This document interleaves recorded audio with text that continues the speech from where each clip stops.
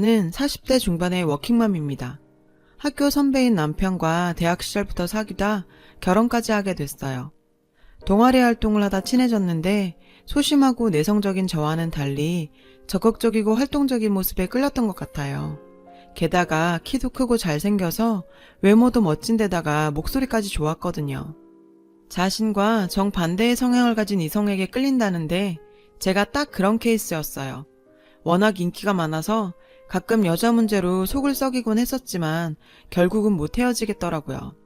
얼마나 푹 빠졌었는지 대학 졸업하자마자 바로 결혼을 해버렸어요. 하루라도 더 빨리 같이 있고 싶어서 견딜 수가 없었거든요.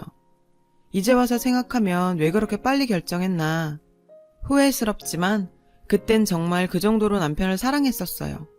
결혼해서도 어딜 가도 눈에 띄고 여자들이 먼저 관심을 보여 본인도 피곤해할 정도였죠. 애까지 낳고 살다 보니 저도 그런 거엔 조금씩 무뎌지더라고요. 또 그만큼 남편에 대한 신뢰가 깊었기에 그럴 수 있었던 것 같아요. 그런데 그런 건 세 발의 피라고 느낄 정도로 더 큰 문제가 있었습니다. 바로 시어머니의 이해할 수 없는 이상한 행동들이었어요. 결혼하기 전에 몇 번 만나뵌 시어머니는 그냥 무난한 분이셨어요. 오히려 처음엔 굉장히 교양 있고 차분하고 좋은 분이라고 느꼈거든요. 그래서 그땐 남들처럼 고부 갈등은 없을 것 같다며 안도했는데 그게 얼마나 큰 착각이었는지 깨닫는데 그리 오랜 시간이 걸리지 않았어요. 남편은 형제 자매가 없는 외동으로 자랐고 아버지 없이 어머니와 단 둘이 살았었대요. 그런데 결혼하면서 생전 처음으로 분가하려니까 시어머니가 반대하면서 3년은 들어와 살다 나가라고 하더라고요. 그때부터 시어머니와 갈등이 시작됐던 것 같아요. 결혼했으면 우리 집안 가풍도 익혀야 하고 가르칠 게 한두 가지가 아니니 딱 3년만 들어와 살다가 분가해라. 원래 10년은 그래야 하는데 너희 생각해서 많이 줄여준 거야. 저희 의사를 묻는 게 아니라 거의 통보식으로 강요를 하셨어요. 남편도 저도 둘 다 그럴 생각이 없었기 때문에 당연히 따를 수가 없었어요. 결국 저희 뜻대로 분가하기로 했고 시어머니는 며느리가 처음부터 자기 말을 안 들었다며 화를 내고 그걸 빌미로 자주 찾아와서 간섭을 해댔어요. 결혼해서 겪은 시어머니는 성격이 매우 강하신 편이었죠. 고집이 세고 화도 잘 내고 목소리도 커서 평범하게 말하는 것도 싸우는 것처럼 들리더라고요. 그런데 결혼 전엔 어찌나 제 앞에서 연기를 잘하던지요. 그런데 시어머니 성격보다 저를 더 힘들게 하는 건 바로 무속인을 맹신하는 거였어요. 저는 무교이기도 하고 무속인이나 미신 같은 건 평생 관심도 없이 살았는데 시어머니는 중독 수준으로 빠져있더라고요. 결혼할 때도 제 관상이 안 좋다느니 궁합이 나쁘다느니 하면서 무속인 말만 믿고 반대해서 마음고생을 심하게 했었어요. 시어머니는 전국 방방곡곡 용하다는 무속인은 다 찾아다니셨어요. 구슬하느라 쓴 돈만 해도 아마 억대는 넘을 거라며 남편도 혀를 내둘렀어요. 자기가 평생을 아무리 설득하고 말려봐도 고집이 대단하다며 자긴 진작에 두 손 두 발 다 들었다고 하더라고요. 저희 집에 붙이고 간 부적만 해도 셀 수가 없을 정도였었죠. 그리고 저희는 결혼하고 몇 년은 아이 낳을 생각이 없었어요. 바로 아이를 가져야 한다며 전화로 매일 아이 타령을 해댔고 제가 입는 옷이며 가는 장소와 만나는 사람까지 다 알고 싶어 했어요. 빨간색 옷은 입지 말아라. 동쪽으로 다니지 말아라. 해산물은 먹지 말아라. 나이 많은 여자는 만나지 말아라. 이것도 하루 이틀이지 스트레스가 이만저만이 아니었죠. 그렇게 시간이 지나 예쁜 딸이 태어났어요. 딸한테도 간섭이 시작됐어요. 저야 어차피 버린 몸이라 생각하며 참고 살았지만 우리 딸 지영이한테까지 그러는 건 정말 못 참겠더라고요. 딸을 만날 때마다 늘 혀를 끌끌 차면서 악담을 해대는 건 기본이었어요. 첫째는 무조건 아들이 나와야 했는데 아무짝에도 쓸모없는 저딴 게 나와서 다 망쳐버렸지 뭐야? 저걸 어디 내다 버릴 수도 없고 애초에 결혼을 잘못 시켜서 저런 게 나온 거지. 내가 미쳤지. 끝까지 이런 결혼은 반대했어야 하는 건데 시간을 되돌릴 수도 없고 정말 속상해 죽겠네. 저한텐 세상 둘도 없이 제 목숨과도 같은 딸인데 시어머니는 항상 천덕꾸러기처럼 대했어요. 딸한테만은 제발 그러지 말라고 해도 눈 하나 깜빡하지 않더라고요. 남편도 결국은 자기 엄마 편만 들었어요. 우리 엄마 저러시는 거 어디 하루 이틀이야? 나도 평생 말려봤지만 아무 소용 없었어. 그러니까 당신도 그냥 그러려니 하고 넘겨. 괜한 신경 써서 사서 고생하지 말고. 이게 말인지 막걸리인지 어머님 아들이긴 하지만 남편의 지영이 아빠라는 게 어쩜 이렇게 무책임하고 무심한지 모르겠더라고요. 울면서 지낸 밤들이 셀 수 없을 정도였어요. 저는 어느 순간 마음을 고쳐먹기로 했어요. 시어머니를 바꿀 수 없으면 저라도 노력해보기로요. 딸이 시어머니와 안 부딪히도록 최대한 신경 썼어요. 딸도 할머니 만나는 걸 극도로 싫어해서 잘 놀다가도 할머니만 보면 몸서리를 칠 정도였거든요. 그 어린 게 눈치를 보면서 제 뒤로 와서 숨더라고요. 엄마, 나 할머니 싫어. 우리 집에 안 왔으면 좋겠어. 정말 가슴이 찢어지게 아팠어요.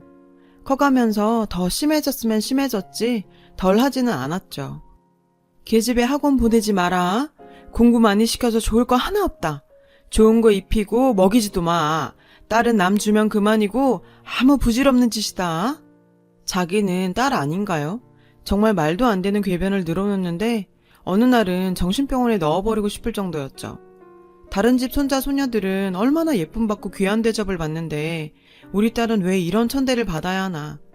정말 가슴속에 응어리가 바위보다 더 크게 생겨버린 것 같아 늘 답답했어요.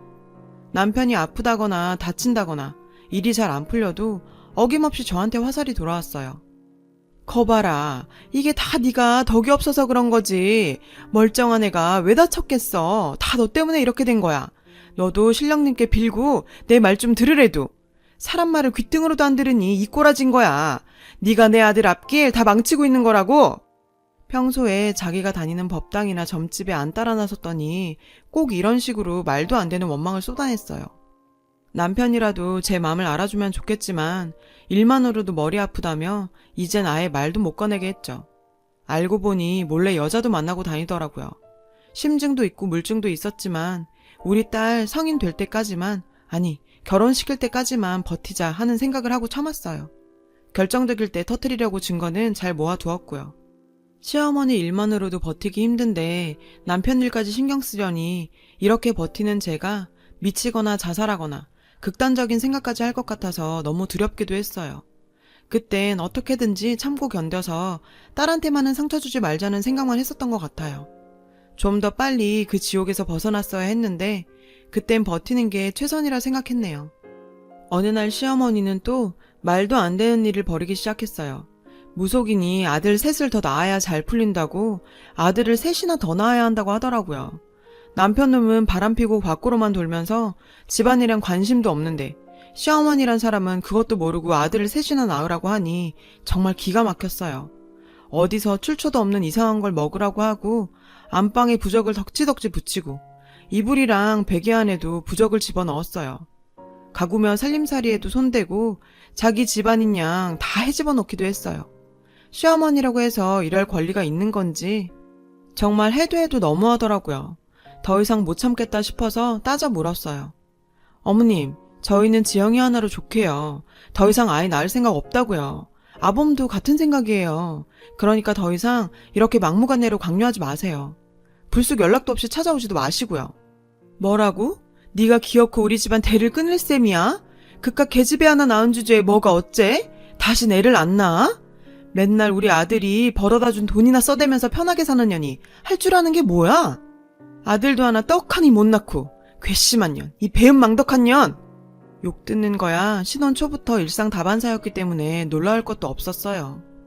그런데 아들을 낳으려면 우리 딸을 남자같이 꾸며야 한다고까지 하는 데는 두 손 두 발 다 들겠더라고요.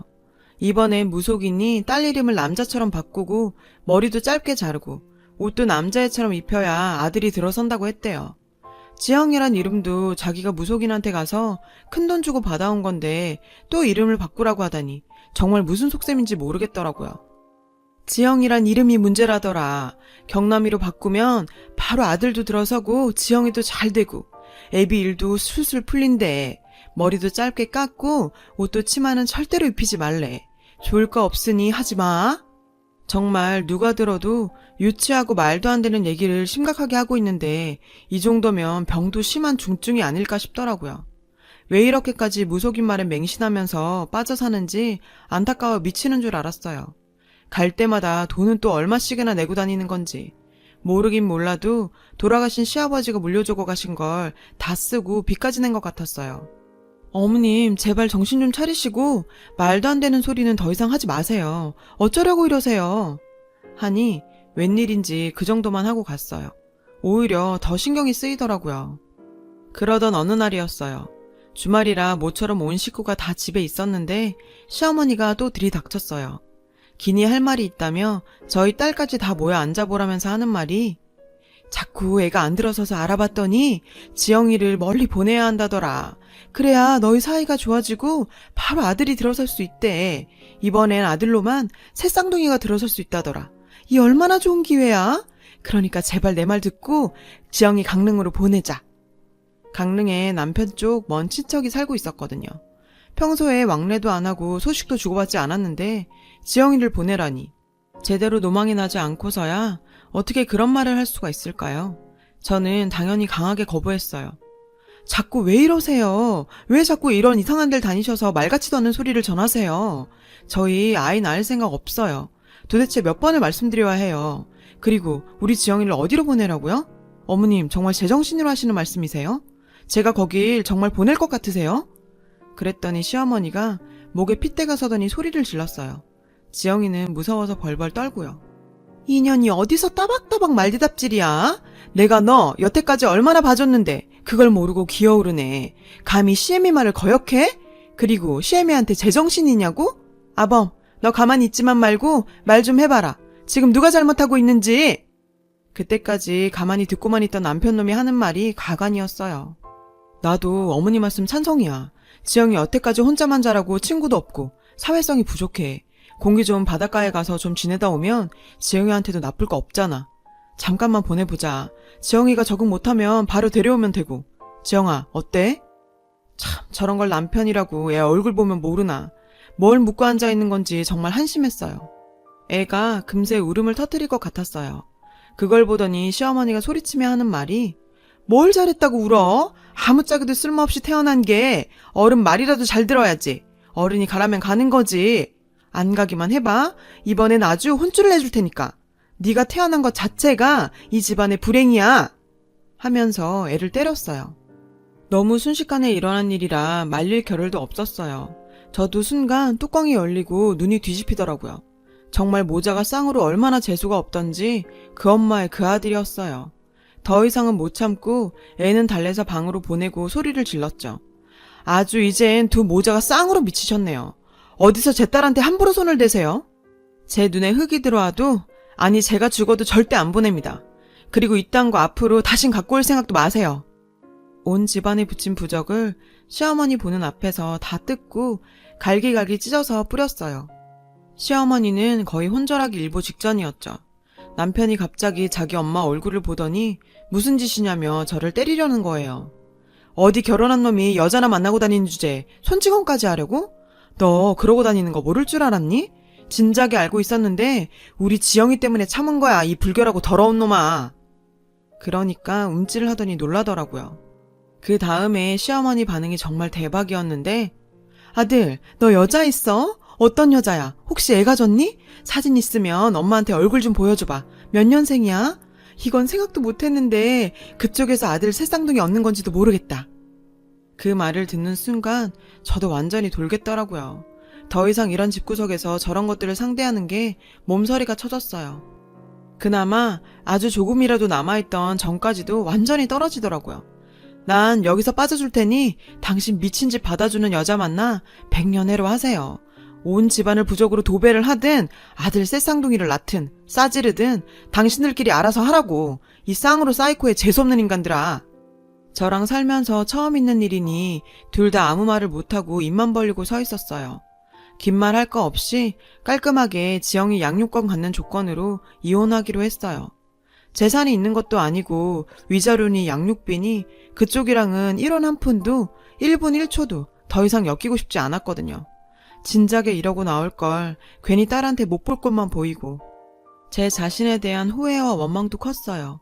이를 악물었지만 여자 혼자 몸에 딸 하나 키우기가 쉬운 일은 아니더군요. 이렇다 할 경력도 없었고 대학 졸업하자마자 결혼해서 사회생활이라고는 거의 제로였거든요. 결혼하고도 지영이만 키우고 계속 전업으로만 살아왔기 때문에 현실은 정말 가혹했어요. 그래도 난 엄마니까 강해지고 독해질 수밖에 없었죠. 몸은 힘들어도 마음은 그렇게 편할 수가 없었어요. 지영이도 저를 다 이해해주고 잘 따라줬어요.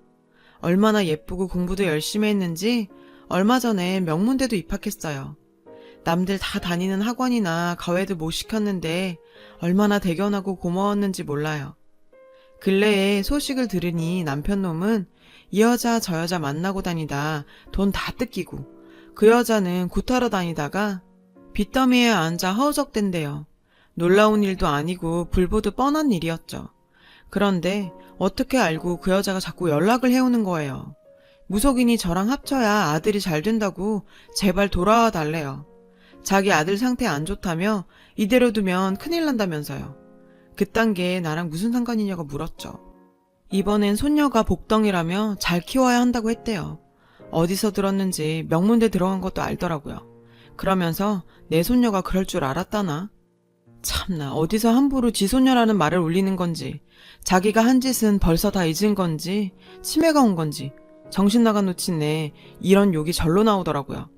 직접 찾아오겠다고도 했는데 찾아만 와봐요. 오는 날엔 소금 뿌려 쫓아버릴 테니까. 다신 생판 남한테 이런 연락하지 말라며 차단해버렸죠. 지금도 저 혼자 아이를 키운다는 게 쉽지는 않지만 그래도 우리 지영이를 생각하면 힘이 나고 든든합니다. 앞으로 그딴 인간들과의 일은 싹 잊고 우리 딸 이쁘게 살길 바라며 행복한 미래만 꿈꾸고 살려고요. 다 털어놓고 나니 먹먹했던 마음이 차분해지는 것 같습니다. 여러분도 행복하시길 바랍니다. 여러분, 사연 댓글에 응원과 현명한 조언 부탁드려요. 좋아요와 구독은 저에게 큰 힘이 됩니다. 오늘도 좋은 일 가득하세요.